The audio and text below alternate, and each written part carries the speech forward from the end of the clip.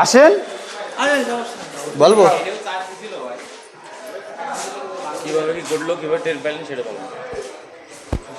আমাদের এই baby plaza এই দোকান, এই যে আলদিয়াত গার্মেন্টস দেখতেই পাচ্তেছেন।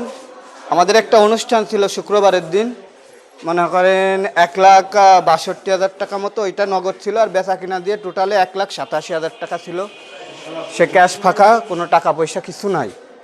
আমাদের করুণ অবস্থা আসলেও খুব দুঃখজনক বিষয়, মানে বেবি প্লাজায় নজিরবিহীন কাহিনী হয়ে গেল এটা। এর আগে এই ধরনের ঘটনা পূর্বে কখনো হয়নি। আমরা খুবই মর্মাহত যে প্রশাসনের নাকের ডোগায় এই পাশেই আছে থানা, কীভাবে এরকম ডাকাতি হয়ে যায়। কয়েকটা দোকান, 7-8টা দোকান লুটপাট করে নিয়ে গেছে, ক্যাশের টাকা পয়সা সব নিয়ে গেছে। অতীতে কখনোই আমাদের এই ধরনের ঘটনা ঘটেনি, এই সর্বপ্রথম বেবি প্লাজা মার্কেটে। আমরা খুবই মর্মাহত ব্যবসায়ীরা। আমার প্রশাসনের দৃষ্টি আকর্ষণ করছি যেভাবে হোক আমাদেরকে এইগুলো উদ্ধার করে দেওয়া।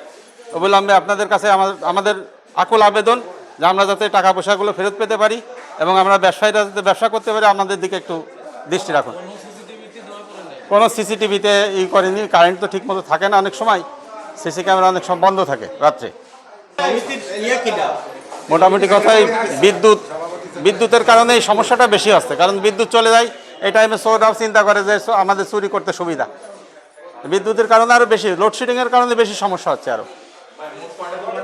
গার্মেন্টসের মালিক আমি মোহাম্মদ জাকির হোসেন। আমার বাড়ি গত শুক্রবারে আমার ছেলের বিবাহের একটা অনুষ্ঠান ছিল। অনুষ্ঠানের আমি প্রায় 1,60,000 বা 70,000 টাকার সেখান থেকে আমি কালেকশন পাই।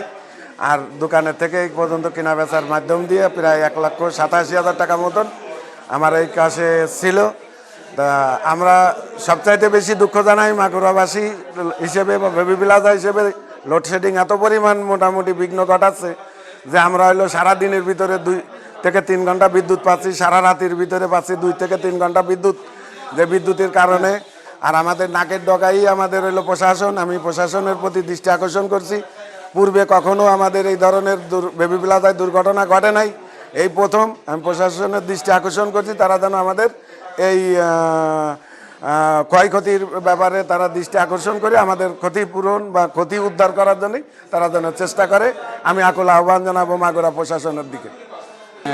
আমি হলো গে সকালবেলা বাসার থেকে বেরোচ্ছি, এই সময় মার্কেটের এক বড় ভাই ফোন দিয়ে বলতেছে যে মানে আমার মহাজনের ছেলের কাছে যে মার্কেটে দোকান চুরি হইতে। আমরা এসে দেখি যে এরকম নাইট গার্ডটা আমরা এসে পাই নাই। নাইট গার্ড কোন সময় যায় আমরা বলতে পারবো না। নাইট গার্ডের সাথে যোগাযোগ করবে মালিক মহাজন, এটা দেখবে তো অবশ্যই। আসেন দেখে যান। এই যে দেখেন, এই যে ক্যাশের থেকে যে টাকা ছিল, আমাদের একটা অনুষ্ঠান ছিল শুক্রবারে, অনুষ্ঠানের টাকা ছিল। ধরেন আমরা টাকা পয়সা ক্যাশেই রেখে যাই বেশিরভাগ, কিন্তু এই মানে এই যাবৎকালে এরকম চুরির ঘটনা কোনো হয় নাই, আমরা উন্মুক্তভাবে চলে যেতাম। কিন্তু এখন যে পরিস্থিতি তাতে আমাদের জানমালেরই নিরাপত্তা নেই। এই যে এই যে এই যে এই যে এই যে মার্কেটে ঢুকছে আসলে যে উপরে যে সিঁড়ি দিয়ে যে কাজ চলতেছে, এপাশে সিঁড়ি আছে, এই যে সিঁড়ি দিয়ে ঢুকছে সম্ভবত, এই যে সামনে বাম পাশে।